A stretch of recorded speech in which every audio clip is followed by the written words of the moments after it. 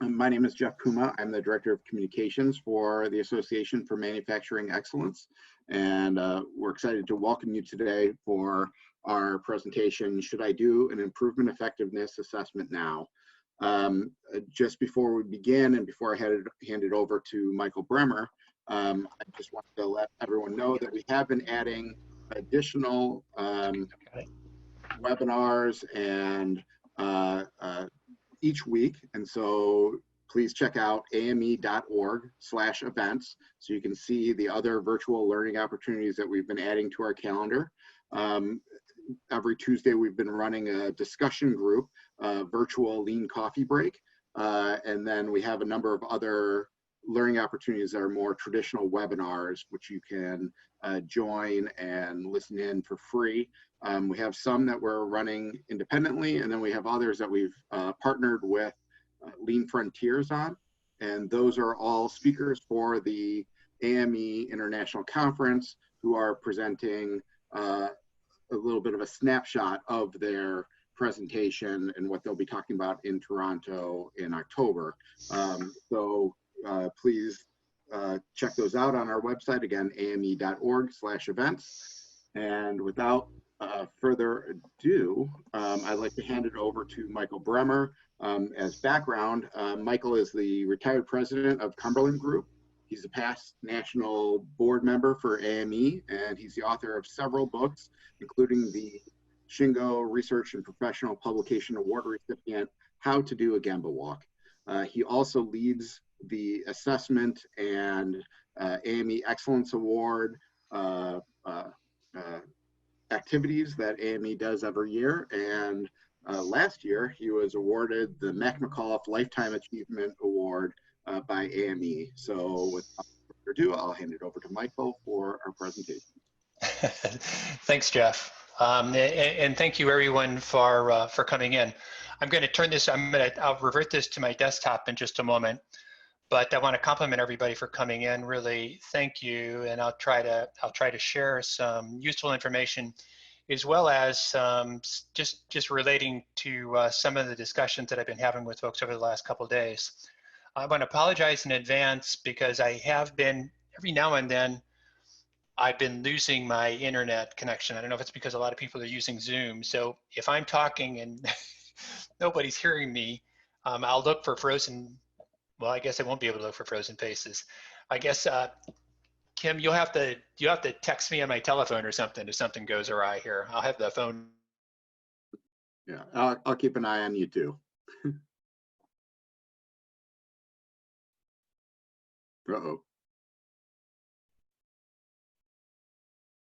Oh, there we go.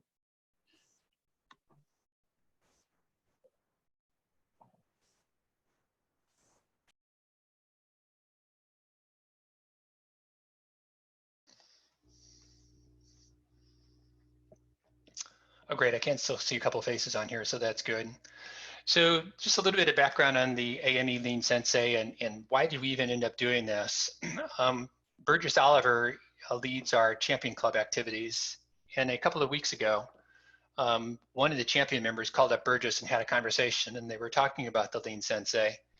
And he said that he looked at the Lean Sensei a couple years ago, and he thought it was interesting, but there was so much going on in their business, they really didn't have time to do anything with it. And so they sort of set it aside. And a couple weeks ago, he brought it back out, and looking at the Sensei, what he thought was that it could be beneficial as they're thinking about reopening, restarting up their enterprise, both with some things they needed to be thinking about in the startup and just taking a fresh look at their improvement activities. And when we had that conversation, speaking with Kim, it seemed like a good idea to pull something together, maybe timely, and just sharing it with everybody now. So the subject is, should I be doing an improvement effectiveness assessment right now? I'm going to start with just talking about the why, because we've been spending a lot of time on the AME Award Council struggling with why is it so difficult for people to understand what really highly effective improvement practices look like. And I'll talk about that a number of times during the presentation. And we think this tool can be useful for doing that, because one of the things the Sensei does, and when we put this together in 2015, we were thinking about that, is it asks thought-provoking questions. The other reason that we put this together, and sort of what's evolved as people have been using it, is there's what, 3 or 4 global corporations now that have been using the Sensei and AME assessors to go to their facilities. So they might have 20, 30 facilities around the world. We've been going through 2 or 3.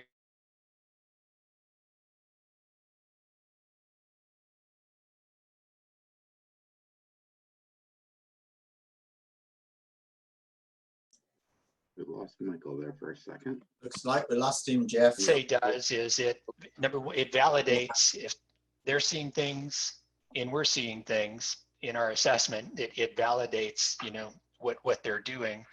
But the mere fact that this is a different instrument, you also see other things. So it brings that. The other thing is the Sensei tends to have a slightly different focus. As I've looked at the internal assessment instruments, they tend to go very deep inside the enterprise. Whereas the Sensei is much more breadth, and it's looking at the way the organization improves, and we're really doing an evaluation of their improvement process, their improvement activities. And let me explain a little bit about that. So for years, people have been sharing, I started doing this sort of work in the 1980s when I was working for a Fortune 30 company. And I think maybe in the late 80s, I saw my first House of Quality model. There's been House of Quality, the Toyota production system models, then later the Toyota management system model. People have been sharing these models for 30 years.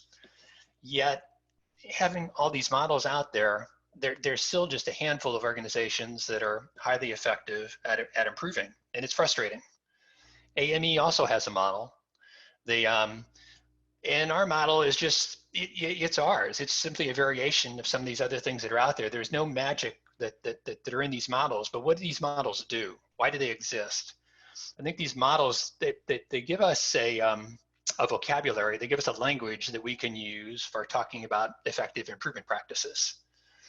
The danger with the model, I'm looking back now at what's been happening over the last 30 years, is people want to look at the model and they look at it like it's a checkbox. So they look at management systems and they look at policy deployment and they say, yeah, we do policy deployment. Yeah, we do some things to engage our employees. Yeah, we do some things in safety.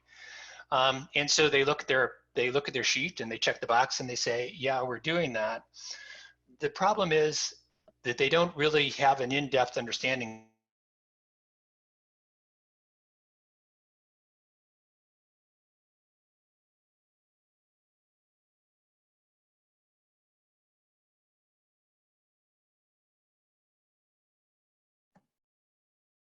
Yet when you look at organizations today, and this fits with studies that have been on by a variety, of different organizations, and it fits with my own personal experience, very few organizations are highly effective at improving. Most of them do an okay job. They're not bad. They're not dysfunctional, but they're nothing like the companies that are most effective in the world at improving. And part of the reason is because that road is not linear. There's a bunch of twists. There's a lot of turns. There's mountains that we need to cross in terms of dealing with obstacles that are in the way. And when I started doing this work in the early 80s, another metaphor that people like to use was, and I'm sure you've heard this, is there's a stream, and in the stream, when we lower the water levels, we see where the rocks are, and then we deal with the rocks and things get better. I think these obstacles are much bigger than rocks in the stream. I mean, these rocks are friggin' mountains. They're major twisted turns in the road. There's hairpin turns that are there that you need to be going around to do this successfully. You need to be able to navigate that. And I was talking with Jeff Leiker a couple of weeks ago, and it's just really developing a mindset. And it's not so much that there is a single path that you can follow, because there isn't. But I need a mindset of a way that it is that I'm approaching this, and the organizations that are most highly effective have done a better job of developing that mindset. If you think about, I want to be one of the best in the world in my organization at improvement, let's equate that to world-class athletes. Well, world-class athletes, they certainly have some talent, but for the most part, they've worked their fannies off to be able to do what it is they do. They spend thousands of hours practicing. They'll work with a coach to perfect their skills. They're constantly, let's say tennis. I mean, you look at tennis and the technology, the rackets, the capability in tennis have improved. The sport itself changes, and so people need to keep getting better. And if you were a world-class athlete, let's say we'd take somebody out of the 1980s that was a world-class tennis player, they would probably not be a world-class player today, although they'd be very good. And so it's foolish to think that you can really become highly effective at improving unless you're really going on a learning journey. And I'm talking two things. A lot of times when we talk that learning journey, we're talking about the improvement projects that it is that we're doing inside of our business. I'm talking about the learning journey of what do we need to do to improve the way we improve. Let me just share three different, well, let me share a personal story first, a balloon that I needed to burst, a dream I needed to burst. Years ago, I used to think if I only had the opportunity to work with one of those old time Toyota Sensei that everybody talks about,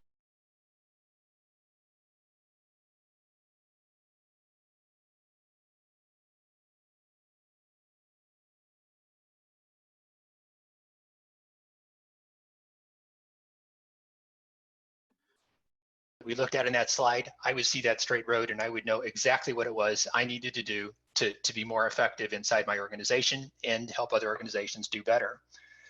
Well, I mean, 30 years of doing this now, and I've had an opportunity to be in some of those organizations. I've actually had an opportunity to do some work inside some Toyota-owned facilities on their improvement processes. There is no magic pixie dust. Every one of those organizations that did have an opportunity to work with a person that was like that, and it was fabulous. And I think you learn faster if you have a person that's like that. But they still needed to struggle. It's like the promised land is out there, and you go back to the story in the Bible. What did it take? It took 40 years, from when they started the journey to finally get there, and that poor Moses didn't even get to cross. But it's a long journey to be able to do this. And you know that you're on the journey and you're doing well if you are struggling and you're advancing. And let me share then three different approaches that organizations or people I'm very familiar with that have done. One of my good friends is George Koenigsegger.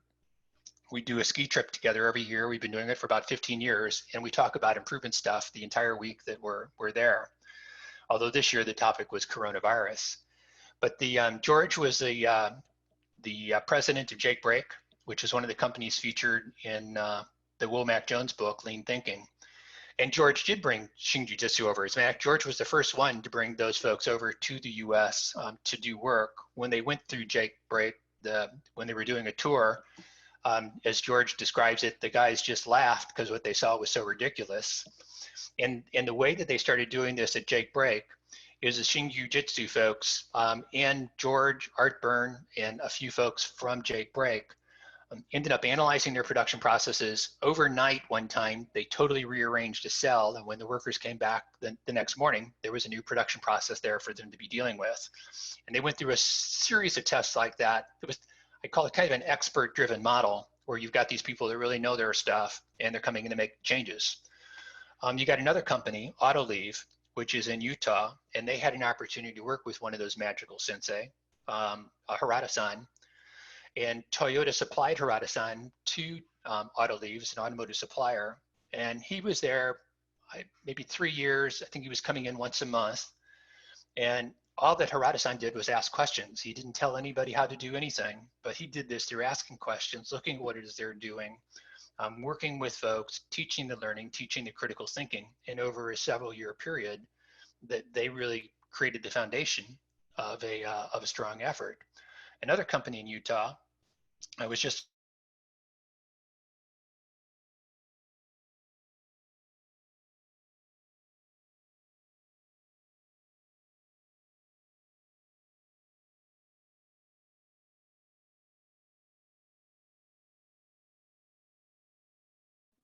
what I did with the Fortune 30 company I worked for, and he created it and he learned. And the thing that's common to all of those are all following very different pathways, starting at very different points. But when you look at the leaders, what they did was they were all open to learning. They were all willing to try new things. And one of the biggest challenges was in all three situations, it took a while, I think, for the folks that were working with the Shingujitsu folks, because they started with such a hands-on way that they were doing it, but they got there too. They had to learn to let go of control. Gary's got a bunch of stories, and I relate to this letting go of control because it's a problem that I dealt with early in my career, actually through the middle point of my career. But one of the stories that Gary shares is they were already making some changes at OC Tanner. They had started moving towards cell manufacturing, but they weren't all there yet. And Dave Siebert was managing one of the cells.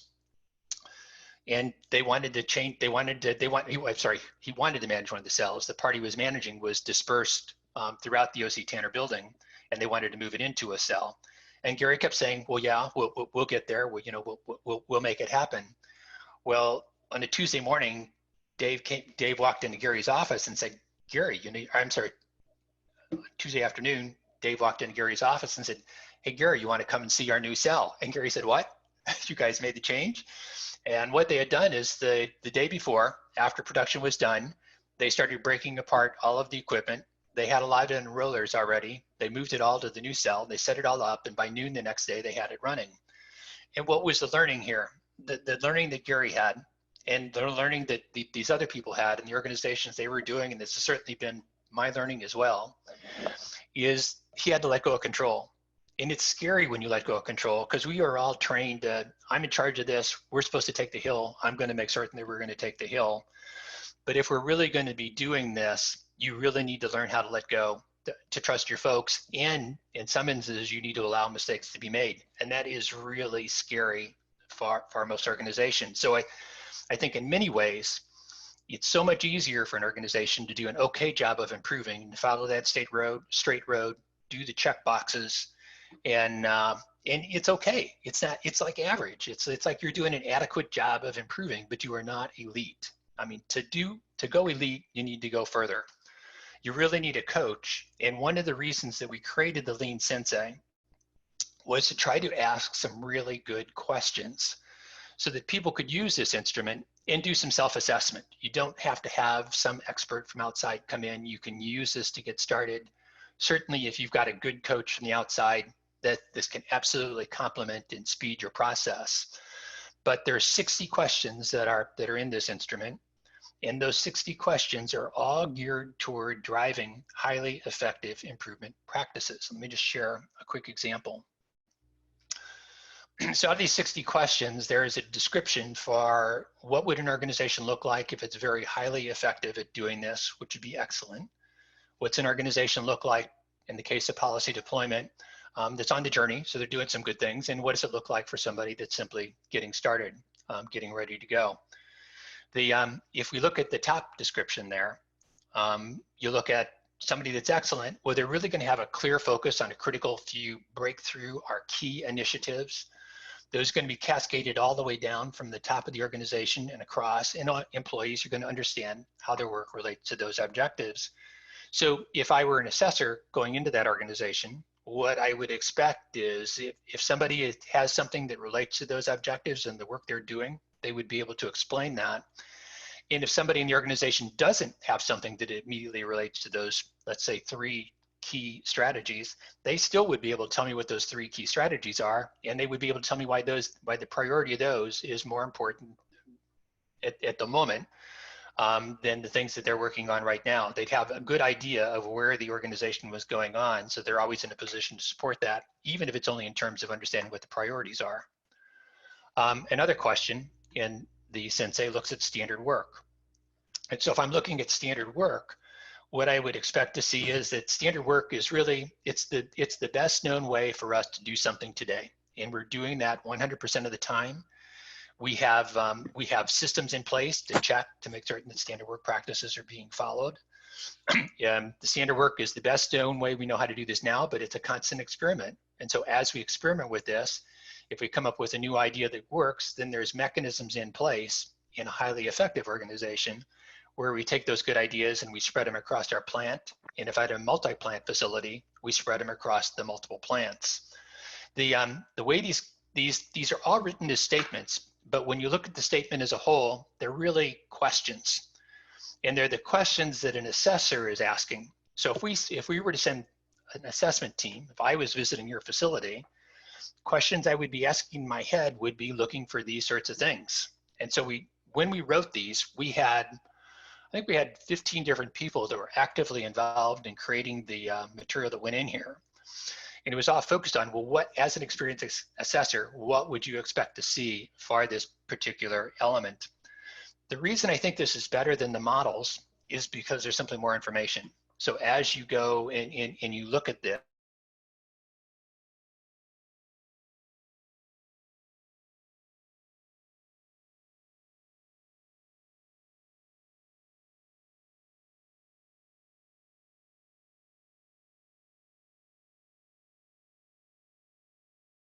I want to point out, I'm not going to go into a lot of specifics of the Excel spreadsheet, but the one mistake that people have made is if you see the where we insert the grades, there's a B, an A, and a C.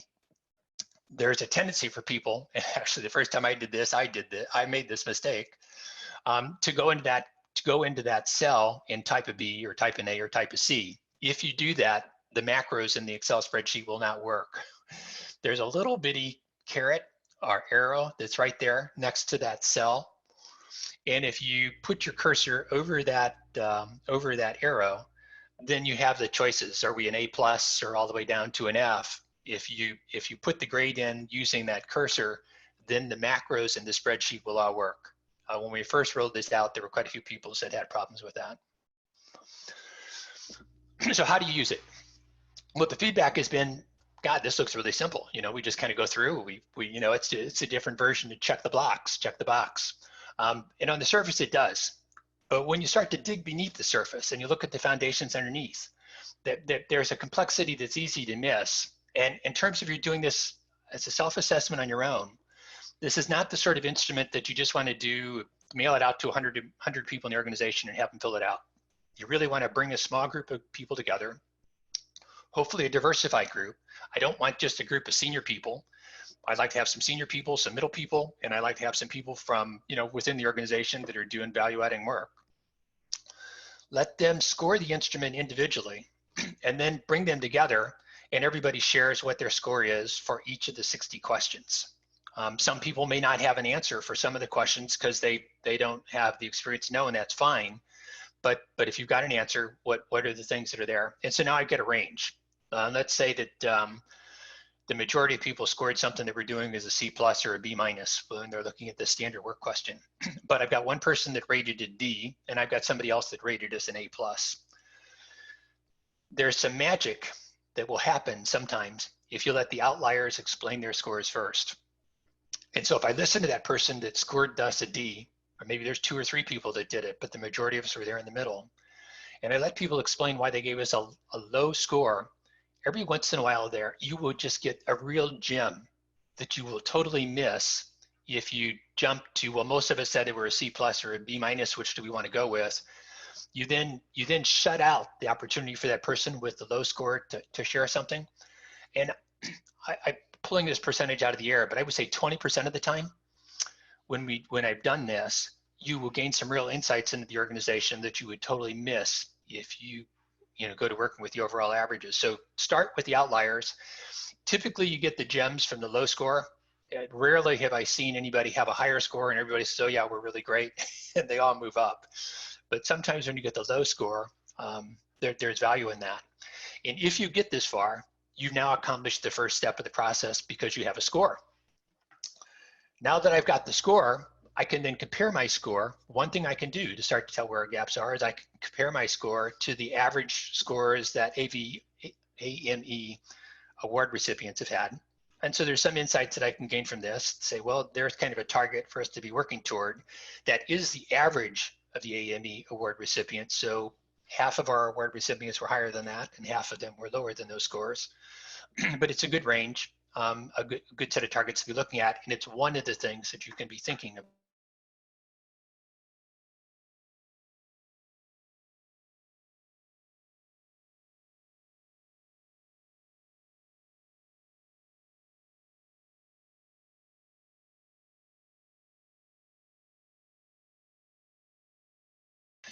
And then the hard work begins after that. What you need to do is you now want to go into the organization and gather some hard evidence to support what we scored. So if we think we're a B+ on policy deployment, I should be able to then go into my organization, and when I'm talking to people at their individual scoreboards, I'd see that there's linkages between the policies that it is that we're trying to deploy and what it is that's going on. If I can't find evidence that shows me both the depth and the breadth of what it is that we're doing, then I've got to go back and I've got to revise the score, and there's a learning opportunity that's there. Because we were assuming that we were really pretty good, but when I try to gather the evidence, there's not as much evidence there as I thought, and I start to get a more realistic score. And I think this is where the real learning of the organization starts to come. If you don't have the capability to post it somewhere in the wall, you can do it in the spreadsheet. Right next to the scoring column, there's a large space that's there, and so you could go and take pictures, of the evidence, and then you can post those things into the Excel worksheet. It makes the Excel worksheet on the computer a little bit cumbersome, but it is a good place to house these things. It's not nearly as visual as doing it on a wall. So I really encourage trying to do this somewhere where people can visually see what it is that's going on, because people in the organization can also comment on why did we score this the way that we're scoring it. There's opportunities to learn from it. So the whole purpose of this, the whole purpose of going out and gathering the evidence is really to give us an opportunity as a leadership team and as an organization to reflect. Once I start to gather that evidence, did I have to change my score? Did I not? Now that I start to know what this looks like, where we're falling short of what it is that we would like to be, and perhaps we're not quite as good as we thought we were, I can now start to think about what are the priorities that we need to address for improving our improvement maturity moving forward. Just because the score is low doesn't mean it's important.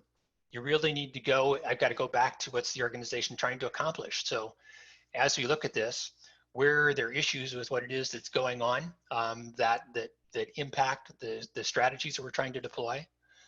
I think we all have a deeper understanding of how important people are today.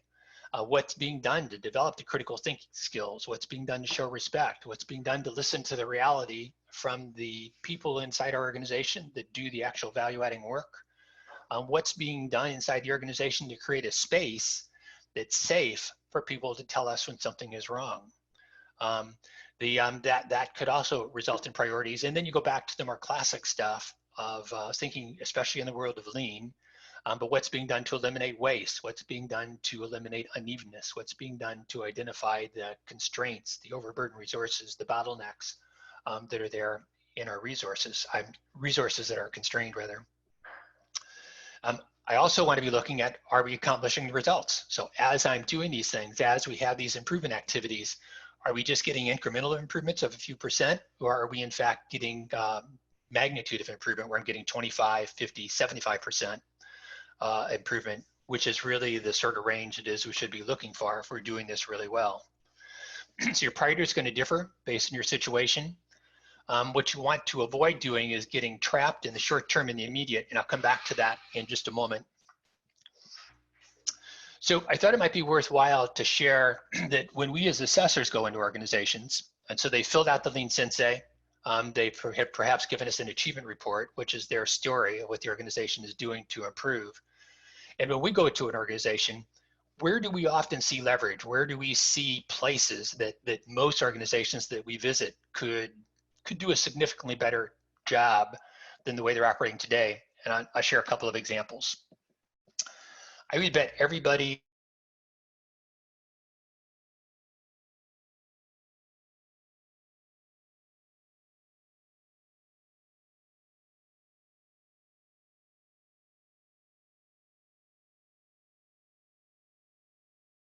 they had their key performance posted Michael, in the Michael, I'm gonna stop your video sharing because I think that might help with your bandwidth, because every so often you're dropping out.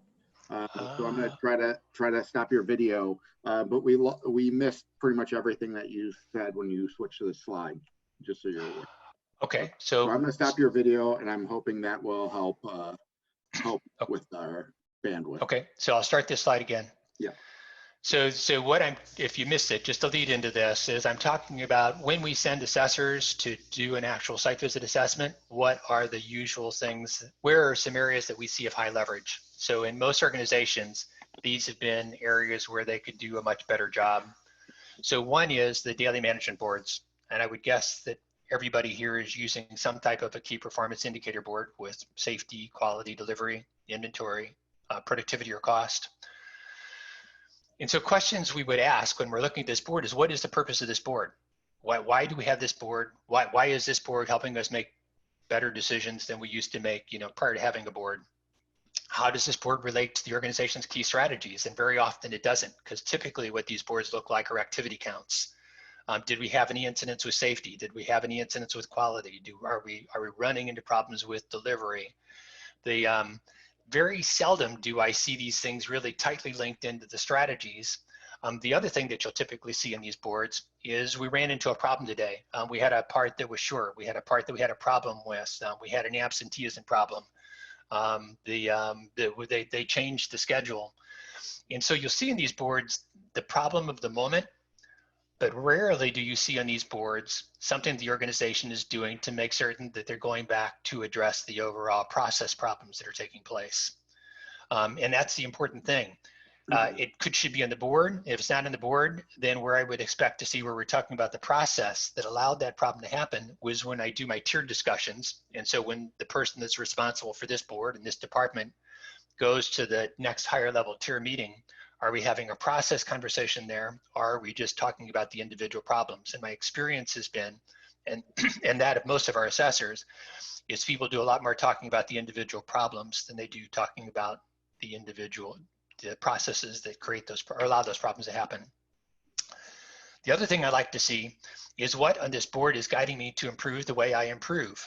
One of the things I loved about the first time that I visited AutoLeave, which was maybe 8 years ago, was when I went into the cell and I could talk to the operator, any operator in the cell, that they could tell me the next 3 things they're going to be doing to get the next 3 seconds out of their process. And 3 seconds was a significant amount of time in an automotive manufacturer making small parts.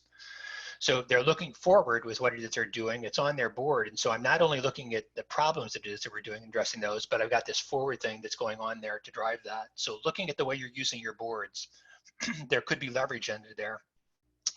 And going back into the Sensei questions, when we're talking about that, I'd like you to be thinking about some of the things that I'm discussing here and using that. Another one is leader standard work. So my first question is, what is the purpose of your leader standard work? And when you look at it, it looks like it's meeting management for most people. There's a whole list of activities here that I as a leader need to do. But what I want to know is, what's your leader standard work doing to drive the new behaviors that it is that we want to be practicing as a leadership team? You don't see that. What you'll typically see are these activities. If I did my activities, another checkbox activity, right?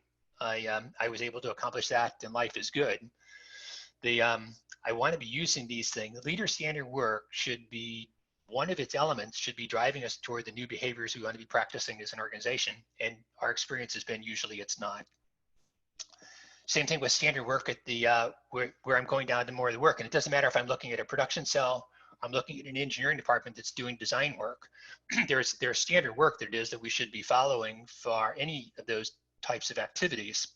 It's going to be a lot more, the frequency in a manufacturing production process will be more frequent. It's going to be less if I'm in an engineering, they say the way they're doing new product development, but there's still standard work. And what I want to be doing with standard work is that's simply the best way we know how to do this thing right now. It's an experiment in our best known way.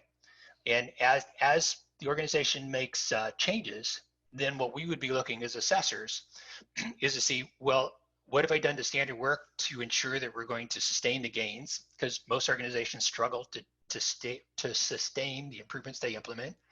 What am I doing to replicate our good ideas across the organization, in my facility and across other facilities that may be doing similar work? That's what an excellent organization is doing. If I go into an average organization that's somewhere in the middle on the journey, they've got standard work. They're holding people accountable for doing standard work. Maybe they're even doing some type of training within industry, which is a way to train people about standard work, but they're not really going nearly as deeply with it. They're not looking at it like it's simply, this This is the best thing we know how to do right now, but we're always looking to change it. And it doesn't matter if it's a regulated industry or an unregulated industry. There's a lot of flexibility in making changes in both of those worlds. And then finally, this one, Jim Womack shared a slide similar to this at an AME annual conference a couple years ago, and it made me want to cry because the very first time I saw this graphic was 1983, and I was spending time with Dr. W. Edwards Deming, who was one of the first people to talk to me about improvement. And Deming had this graph. And what Deming talked about was the way most organizations manage their organization is by department, or what we like to say in AME is we manage by silo. And so I've got all these silos. Well, there's a much greater intellectual understanding today that we serve our customers, working with our suppliers, and that yes, there's these processes that go across our organization. But the vast majority of managing that still gets done is by silo. The reason it gets done by silo is because that's the easiest way it is to measure performance. And in theory, it's the easiest way to hold somebody accountable because they're responsible for that department. The one metric that people use today that crosses that is on-time delivery, but who gets in trouble if there's an on-time delivery? Do I get in trouble? Does something happen with something that happened very at the beginning process, or am I just yelling at somebody that happens to be holding the ball? Organizations intellectually understand this. I would bet there's just a handful of organizations I've seen in my entire life that actively manage with a cross-functional perspective in mind. And one of the things I'm looking for when I'm doing an assessment to see which way an organization is operating today is I want to know how they're harmonizing across those departments, because you cannot optimize every one of those blue columns. One of those blue columns is a constraint on whatever it is that's going on. Do I know what that constraint is? Are we looking to eliminate the constraint? Am I trying to maximize what's going on in the other departments? Or are they when we talked about the uneven flows, am I looking to even the work that it is that we're doing so that it's all balanced coming out the other end? And let me share a story. There's a young engineer at a company in Chicago, and their primary responsibility was responding to requests for proposals. About 70% of the work this company did was design to order. And as they were looking at they had gone through and they had done the Sensei, and as they were thinking about capacity in engineering, they really had no good handle on how many requests for proposals could we do. And if I'm in sales and I've got an opportunity with some potential client, I want to take that request for proposal as quickly as possible, hand it off to the engineering department, and ask them to do the work. And that was kind of the way life worked for them. Well, Jordan decided he wanted to create a picture. And let's just say they had 5 engineers, and it turned out that 5 engineers, it looked like, could reasonably do 5 requests for proposals at any given point in time, because you're not working these things continuously. So they came up with that. Everybody agreed that, yeah, five projects per engineer sounds reasonable. And so they put a board on the wall with 25 projects are in progress. There's my 5 engineers. Here's what it is they're working on. If sales comes into the organization and they've got request for proposal number 26, I can now have a conversation because I've got this visual that's there that we've all agreed to. And when I look at the visual, I see, lo and behold, there's 25 that are in there. Well, I've got number 26. Well, Jordan can say, well, I'm happy to do number 26. Just tell me which of these 25 you want me to take out. Well, what we want to see when we're going in an organization, and what you should be looking for when you're doing a self-assessment, is what are we doing inside of our organization to get more of a cross-functional process perspective. And what happened in this organization was interesting. No department was pointing at the other department saying you were doing anything bad. This was started with engineering to get an idea of what was going on there. And once, I think twice a week, purchasing, engineering, production, and sales came in and looked at what was going on with the board. Once you can see this, and you'll see this in highly effective companies, once you get visuals that are powerful to drive this collaboration, sales like stars too. And they could see that 70% of the time, they were not winning the request for proposals that were in the queue. Well, what sales just naturally started doing with having this conversation is they had a good idea at the outset of whether they would win this proposal or not. But in the old days, if I'm just tossing it over the transom, I mean, if we got it, we got it. And if we didn't, it was, I didn't lose any face. Well, now I can see how many it is that we're not winning. And what sales started to do over the next year, with nobody telling them to, is they did a better job of vetting the proposals. So if somebody was just looked like I just want to get a second quote to compare to somebody else that I'm really going to do this work with, they started to vet those out. And in a 1 year period, they doubled their win rate from 33% to over 60% with no substantial process changes, nobody doing anything magic. Well, again, when we're looking at an organization and as you're doing your assessment, your self-assessment, I want to look, are we really doing these things that are driving more collaboration across our organization? Are we doing better? So you're really using the Sensei, I think, to help find the obstacles. And I'm not talking about the improvement projects. I'm talking about the way the organization tries to improve, and that in itself is an experiment. And so as I'm thinking about the way we improve, and I'm using the Sensei, and I'm evaluating, well, how effectively do we go about improving? We're running these experiments. What if we want to try something different? Does this action then improve the way we improve? And I believe the Sensei helps me figure out some of the actions that we might want to take to elevate the maturity, of our improvement process. And so what we're really doing as we do this is we're really developing the mindset so that I'm in a better position to navigate those curves and to deal with those obstacles, to be able to cross those mountains. Where is the pathway, through those mountains that's going to allow us to progress moving forward? One of the things that I so admire about Ono is people talk about all the stuff Ono did, the Ono Circle, and all of those things that Ono did to drive improvement projects within Toyota. But Ono, along with a couple of other people, is also the guy that originally created the Toyota production system. There were other people that were certainly involved in it besides just him. But Ono was working both of these worlds. Ono was working that world of what are the improvement projects that we need to be doing, and this whole idea that if I assume everything's a mess, I'm not going to assume that it's all right, that we can always be doing this better. He did the same thing with the improvement process. He evolved that improved process, which was originally called the Toyota production system, and then later the Toyota management system, probably over a 10-year period, where they continued to refine the way they were approaching improvement. And there's not a whole lot of individuals on their own that can kind of work both of those worlds, but the Sensei is intended to help people be thinking along those lines. So what are we looking to accomplish here? Most of us have organizations with a diversified set of people that are in there, especially if you're in the US or in Canada, to some degree in Europe. There's a broad, diversified set of people that are working in most of our organizations, and we're looking to bring these people together as a coherent team where we can really be more in alignment with what it is that we're trying to accomplish.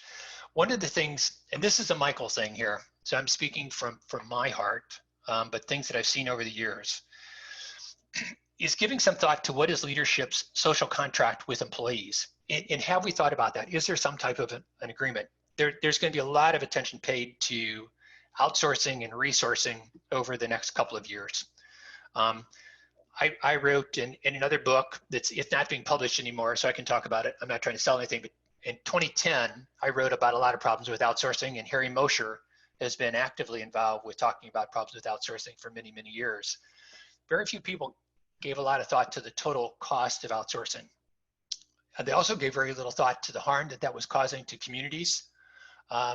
In some ways, undermining the contract that perhaps we had never officially stated, but as we're asking people to get engaged in improvement, and then 5 years later, we decide that we're just going to move all this stuff away from this factory. One of the things I so admire about, I don't know what it is about Utah. I don't know if it's a Mormon thing or what the deal is, but there's a number of companies in Utah. It's not, Toyota is also reflective of this, is there's a social commitment. Like at Autoleave, when they talk about why it's so important to improve, one of the reasons they consistently talk about it's important to improve is to keep high value adding, high paying jobs in the state of Utah, because they're not close to anybody that they supply to. Utah's like in the middle of nowhere. And so if you think about that, and I'm making a commitment to the people that do this, and I can't say that's an official part of the Sensei or even an official part of when we're going in doing a site visit and an assessment, but I do think it's a moral responsibility for those of us that are involved in improvement to what are the commitments it is we're trying to make. And as I'm trying to get my people more engaged, and they do that, what responsibilities do I have to try to work with them to try to keep those jobs where it is that we're at? certainly in some instances, unions have gone over the top, but a lot of times on the leadership perspective, I don't think we've given this voice enough. And hopefully with what's coming out with the roundtable discussions with some of the large corporations in the US, I'm hoping this will get more attention moving forward.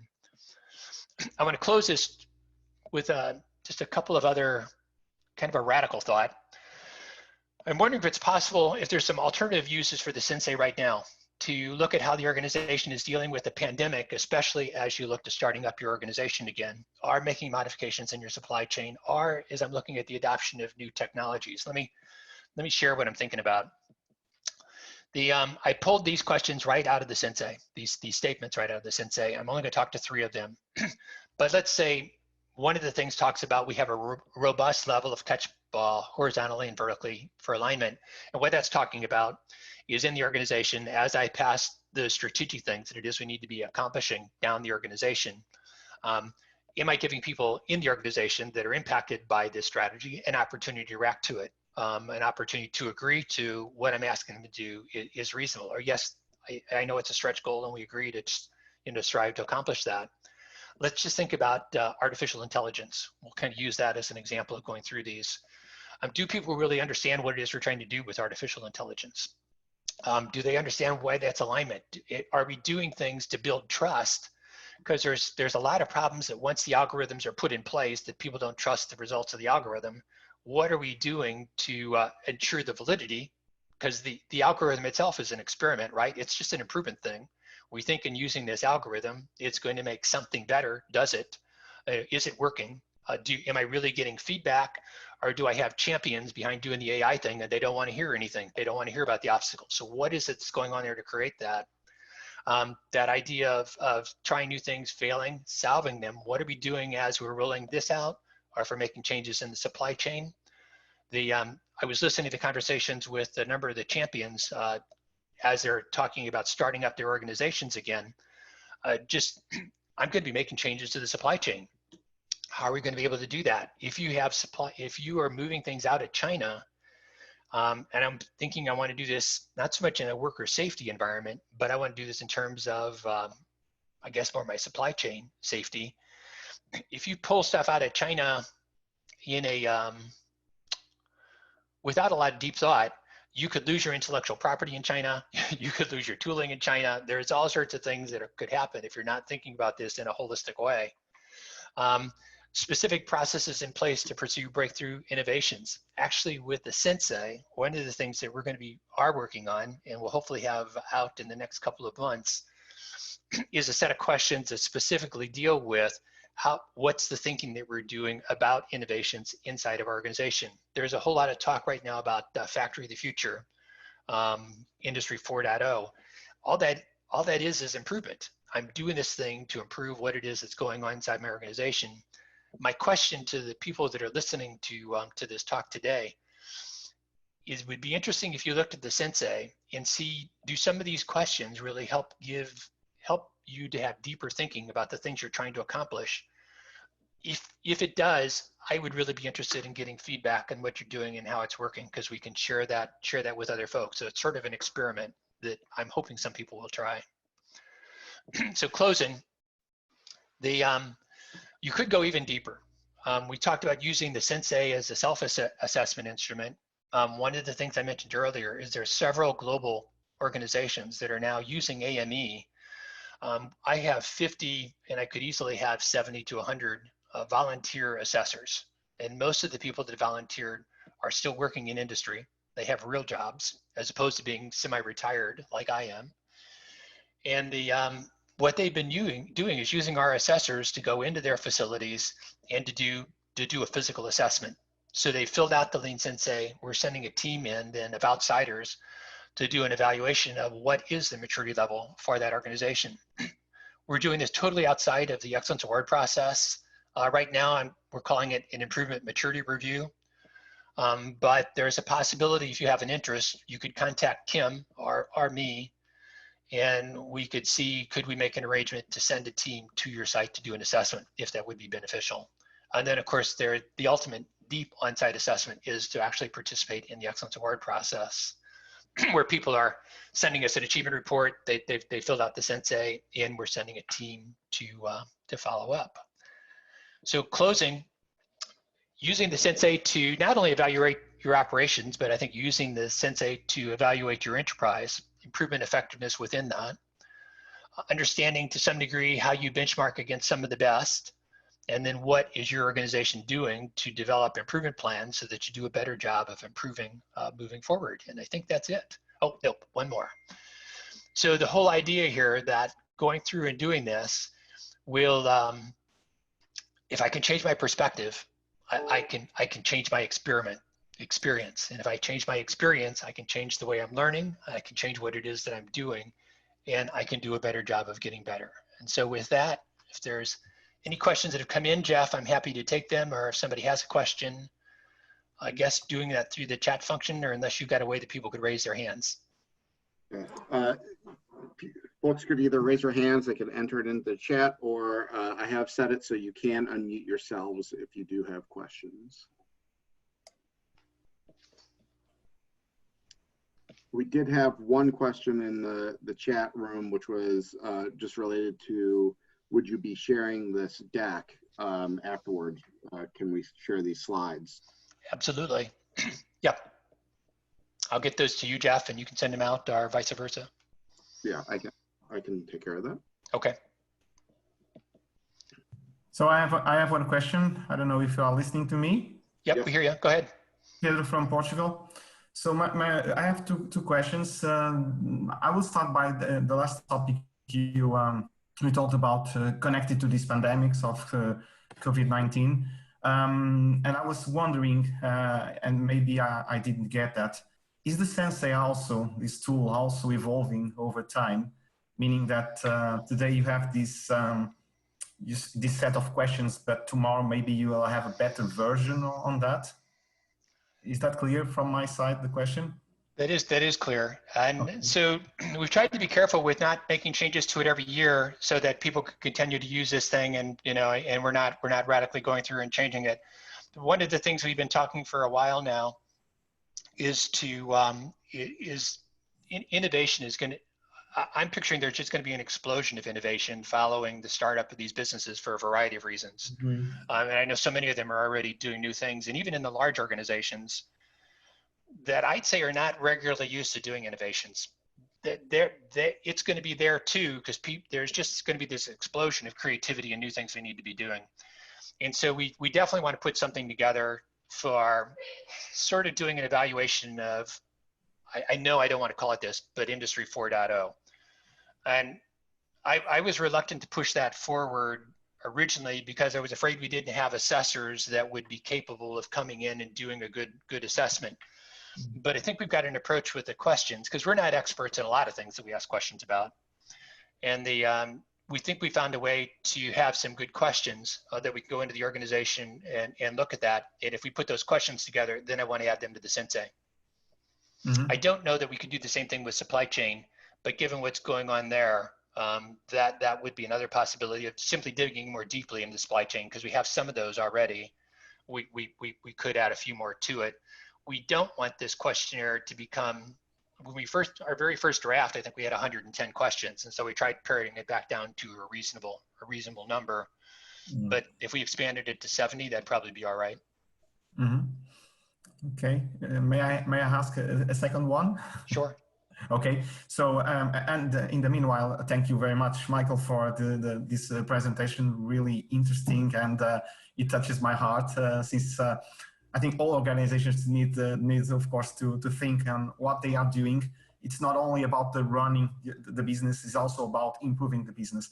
So, by saying that, my question is connected to something that was mentioned, connected to low score does not mean priority, and that makes me think about is it possible to say that some questions from this assessment, from this Sensei assessment, are more critical than others? Should we think like this, or did I misunderstood? So clarify for me, I understood the last part. What do you mean more quizzical than others? Is that what you said? Yes, because I understood from the presentation that low score does not mean priority. if you give a certain low score, that doesn't mean that you have to put all your efforts under that specific question. Right. So my question was, are there any questions that are more relevant than others? I don't know. I think it's more situationally dependent. So the so let's just, I mean, forgetting what's happening here at the moment. So we went back a year ago because the supply chain is going to be big now. But let's say a year ago that you weren't doing a real good job of managing your suppliers, but you weren't having any problems in the supply chain, and so we scored that low. But it's not impacting our business right now, even though that was the lowest score out of the whole thing that we did. That I might, and maybe I said we're not doing enough here for engaging our employees and what it is you're doing. Too much of this is driven, top down from management. Even though that might not have been rated as low as the supply chain, I might want to go there first because I need to keep going back to what's the best for the success of this organization moving forward in the future. That's not necessarily your low score. That's the point that I was trying to make. Does that make sense? Okay. Thank you. You bet. Thank you. Anything else, Jeff? Oh, I put myself on mute. No, there are no other questions in the chat for right now. Richard Evans did ask about sharing of the video link of this. We will share that when we share the slides. And Mark Preston pointed out, and thank you for doing so, that the Lean Sensei is also available for healthcare organizations. And so we have both the Lean Sensei app, and then we also have the Excel tool for both manufacturing and for healthcare. Yeah, and we had talked about putting one together for our governmental entities, and I thought I had a group that was going to come together and do that, but somehow they never, I guess they got busy and never got off the ground of making the modifications. It was funny, the healthcare one, there was a group of people that wanted to do one for healthcare, and so we did that 2 years ago. And they felt that so much of the Lean Sensei didn't apply to their world. I was surprised when they were finished how little of it changed. I'll bet they didn't change more than 10 to 15% at max of the language. There definitely were some words in there that were inappropriate for a hospital, more appropriate for a manufacturing environment.